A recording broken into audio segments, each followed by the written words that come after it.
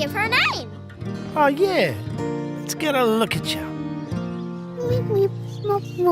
Have you ever noticed something strange about our favorite red heeler puppy? In over 150 episodes, we've seen baby Bluey crawling backward, taking her first steps, and making her parents proud. But where are Bingo's baby moments? Today, I'm revealing the truth behind the suspicious absence that has been cleverly concealed throughout the entire series. The evidence is all there, and it might completely change how you see the Heeler family forever. Ooh, raspberries and blueberries. Which one do I want? Let's start with what we know for certain. In the beloved episode Baby Race, we get an intimate look at Bluey's early development. We see her as an infant, crawling backward, struggling with her first steps, and watch Chili experiencing the emotional roller coaster of early motherhood. It's one of the most heartwarming episodes in the entire series, resonating with parents worldwide. But here's what's strange. We've never gotten a similar episode for Bingo. Despite having over 150 episodes in the series, Bingo's baby moments are almost completely absent from the show. The closest we've ever come is a distant painting where baby Bingo appears holding her beloved stuffed bunny, Floppy. That's it. No crawling, no first steps, no baby milestones whatsoever. This striking absence raises an important question. Why would the creators choose to show us Bluey's baby journey, but completely skip over Bingo's? Is this just a simple creative decision, or is there something deeper hiding beneath the surface? Some fans have developed theories that Bingo wasn't always part of the Heeler household, that she might have been adopted, or that there's another explanation for why her baby moments aren't shown. While these theories are intriguing, we need to look at the evidence more carefully. The most straightforward explanation for Bingo's missing baby moments comes down to the show's core focus and purpose. Bluey isn't trying to document every moment of the Heeler family history. It's centered around the present-day adventures of Bluey and Bingo as they navigate childhood. The creators have made a deliberate choice to focus on the girls' current experiences, their imaginative play, and their relationships with family and friends. This present-day focus is what makes the show so relatable and engaging for its young audience. When flashbacks do occur in the series, they almost always serve a specific purpose, to provide context for the episode's main lesson or theme. Baby Race isn't just about showing baby Bluey because it's cute, though it certainly is. It's about exploring Chili's insecurities as a new mother and delivering the powerful message that you're doing great to parents watching. It's also worth noting that Bluey excels at capturing the magical ordinary moments of childhood. Backyard games, trips to the pool, family dinners that turn into adventures. These everyday experiences are where the real magic of the show happens. By focusing on these present moments rather than baby flashbacks, the creators keep the storytelling immediate and impactful. The absence of baby Bingo allows more screen time for the imaginative games and heartfelt family interactions that form the emotional core of the series. Since we've already learned this lesson through Bluey's baby story, revisiting similar territory with Bingo might feel repetitive. The creators likely decided that one baby flashback episode was sufficient to convey their message about early parenthood. Another key reason for the absence of Bingo's baby moments lies in how the show approaches character development. While both Bluey and Bingo are central characters, they serve different purposes in the narrative. Bluey often represents the adventurous, sometimes impulsive side of childhood. She's outgoing, loves to create elaborate games, and frequently takes the lead. Her character arc often involves learning to consider others' feelings and needs. Bingo, on the other hand, represents a more introspective, sensitive side of childhood. Her character development focuses on finding her voice, gaining confidence, and discovering her own strengths. Episodes like Bingo and Sleepy Time explore her journey toward independence and self-assurance. This deliberate character contrast creates a beautiful balance in the show, allowing Bluey to represent the full spectrum of childhood experiences. For every boisterous, keepy-uppy game that Bluey initiates, there's a quiet moment where Bingo connects with her stuffed bunny, Floppy, or finds peace in her own imagination. By establishing these distinct personality types without the extensive backstory, the show demonstrates that different temperaments are natural and equally valuable. A powerful message for young viewers who may identify more with either Bluey's extroverted energy or Bingo's thoughtful introspection. Given these different character arcs, the creators may have decided that Bingo's current development is more compelling than her baby moments. While Bluey's baby flashbacks show us the beginning of her confident personality, Bingo's story is more about her ongoing growth from a shy, quiet child into someone who knows her own mind. Bluey is primarily created for preschool-age children, typically between 2 and 6 years old. This target audience significantly influences the types of stories the show tells and how they are presented. Young children generally have a present-focused mindset. They're most engaged by stories that reflect their current experiences and concerns, rather than extensive backstories or complex chronologies. The show's creators understand this developmental reality and craft episodes that preschoolers can easily relate to. Children in the target audience are far more likely to connect with stories about Bluey and Bingo playing games, navigating friendships, and learning life lessons in the present than they are with baby flashbacks.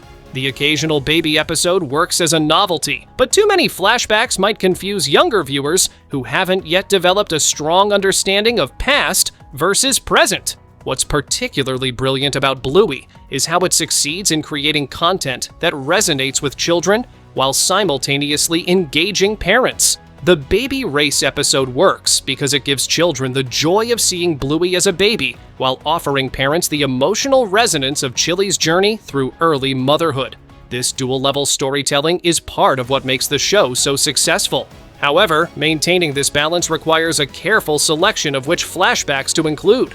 Too many baby-focused episodes might tip the scales away from the children's perspective and toward parental nostalgia, potentially losing the core audience engagement that makes Bluey so effective. This audience-focused approach likely led the creators to limit baby flashbacks overall, using them sparingly and only when they serve a clear narrative purpose. Since Baby Race already filled this role beautifully, additional baby episodes for Bingo may have seemed unnecessary from a storytelling perspective. The relationship between Bluey and Bingo is one of the most realistic and endearing sibling portrayals in children's television. Their bond is characterized by love, occasional rivalry, shared imagination, and mutual growth. The show's creators have chosen to emphasize this present-day sibling dynamic, rather than delving deep into each character's separate past. This focus on sisterhood in the present allows the show to explore important themes like sharing, compromise, and understanding differences. Episodes like Yoga Ball, Charades, and Library showcase how Bluey and Bingo interact as sisters, with all the complexity and affection that entails. What's particularly significant about this approach is how accurately it captures the essence of sibling relationships. Rather than defining Bluey and Bingo by their individual beginnings, the show demonstrates how siblings shape each other continuously through daily interactions. We see Bingo learning confidence from Bluey's boldness, while Bluey develops patience and empathy through caring for her more sensitive sister. This mutual influence is far more impactful than any baby flashback could be, as it shows children watching that our strongest relationships aren't defined by where we started, but by how we grow together each day. The absence of Baby Bingo actually strengthens this message by keeping our attention on the sisters' evolving bond, rather than their separate origins. By keeping the spotlight on their current relationship rather than their individual babyhoods, the creators maintain the heart of what makes Bluey special, its authentic portrayal of childhood and family life as it's happening, not as it was. Interestingly, when the show does include flashbacks involving both girls, they're usually from a point when both are already at the ages we recognize them, like in episodes where Bandit or Chili recall a previous family vacation or outing. This reinforces the importance of their relationship as sisters rather than their individual development as babies. The narrative structure of Bluey is another factor in why we don't see Baby Bingo. The show uses a highly efficient storytelling approach, packing meaningful lessons and authentic family moments into just 7 minutes per episode. With such limited time, every scene must serve the episode's core message. Flashbacks are used sparingly and strategically. They're never included just for the sake of continuity or world building. When we do see Baby Bluey in Baby Race, it's because that flashback directly supports the episode's message about parental insecurity and validation. This economic storytelling approach is perfectly exemplified in how the show handles character histories and backstories. Rather than giving us complete chronologies, Bluey offers carefully selected glimpses that tell us exactly what we need to know, and nothing more. Consider how we learn about Chili's mother, not through dedicated flashback episodes, but through brief, poignant moments in episodes like Granny's and Dragon. These small revelations carry emotional weight precisely because they're so carefully chosen and integrated. The show trusts its audience to fill in the blanks and understand that these characters have rich lives beyond what we see on screen. The creators likely decided that a parallel episode about Baby Bingo would either be too redundant, covering similar ground as Baby Race, or would require significant narrative justification that they haven't yet found necessary for the stories they want to tell. This doesn't mean we'll never see Baby Bingo in a flashback. If a future episode has a theme or message that would be uniquely strengthened by showing Bingo as a baby, the creators might include such scenes. But they won't do so without a compelling narrative reason, simply to maintain balance or satisfy fan curiosity. Sometimes, what's left unsaid or unshown in a story can be more powerful than what's explicitly revealed. By keeping Bingo's babyhood largely a mystery, the creators maintain a sense of depth and history to the Healer family that extends beyond what we see on screen. This approach allows viewers to fill in some of these gaps with their own imagination. Many parents and children watching the show likely create their own headcanon about what Baby Bingo might have been like, perhaps even more quiet and thoughtful than she is now, or maybe surprisingly mischievous. This deliberate use of mystery is particularly effective in children's entertainment, where it encourages young viewers to engage more deeply with the story. Child development experts have long noted that children benefit from stories that leave room for wonder and personal interpretation. When everything is explained and shown explicitly, it can actually limit a child's engagement and imagination. By leaving Baby Bingo to our imagination, the show creates a space where children can practice their emerging narrative skills, piecing together hints from the show to form their own ideas about Bingo's early years. This kind of active viewing helps develop critical thinking skills and emotional intelligence as children consider what experiences might have shaped the Bingo they know and love. The absence of Baby Bingo also creates potential for future revelations.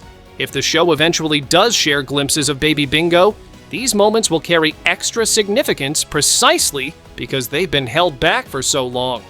The few details we do know about Bingo and Bluey's early years suggest they had quite different developmental trajectories.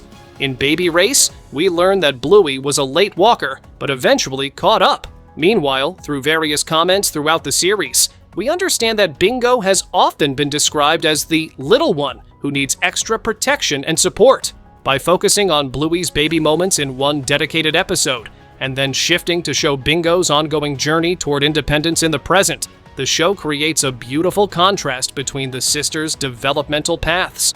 We don't need to see Baby Bingo struggling to walk to understand that her journey has been different from Bluey's. We see the results of those different paths in who they are today.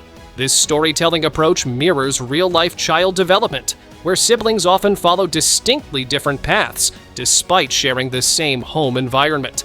Child development research consistently shows that birth order, temperament, and individual experiences shape children's growth and learning, even within the same family. Bluey skillfully captures this reality by highlighting the sisters' contrasting journeys without needing to show every step along the way. When Bingo proudly proclaims, "Camping is my favorite thing," after initially being scared of the outdoors, or when she builds her confidence through the bingo game with Bandit, we see the results of her unique developmental journey, one that's all the more meaningful because we haven't witnessed every moment of it.